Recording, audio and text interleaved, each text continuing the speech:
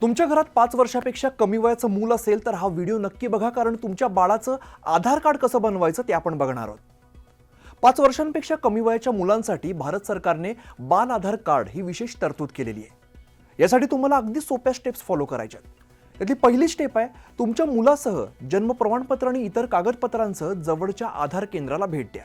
दुसरी स्टेप, नाव नोंदणी फॉर्ममध्ये मुलाची पर्सनल माहिती योग्यरित्या भरा. तिसरी स्टेप, पडताळणीसाठी आवश्यक कागदपत्रांच्या फोटोकॉपी तिकडच्या स्टाफना सादर करा. चौथी स्टेप, केंद्रावरती मुलाचा फोटो काढला जाईल आणि यासाठी बायोमेट्रिक डेटाची आवश्यकता नसते. पाचवी स्टेप, नोंदणी स्लिप मिळेल ज्यामध्ये एक युनिक नंबर आहे जो तुम्ही ऑनलाईन अर्जाची स्थिती तपासण्यासाठी वापरू शकता. यानंतर तुमच्या बाळाचं आधार कार्ड तयार होईल, जे मुलांना शाळेत प्रवेश घेणं असो किंवा आरोग्य योजनांचा लाभ घेणं तसंच मुलांच्या नावावर गुंतवणूक करणं यासाठी उपयोगाला येईल.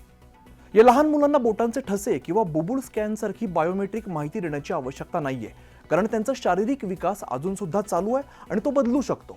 त्याऐवजी कार्डमध्ये मुलाचा फोटो, नाव, जन्मतारीख आणि पालकांपैकी एकाची माहिती असते. हा व्हिडिओ शेअर करा ज्यांना आपल्या बाळाचं आधार कार्ड बनवायचं आहे.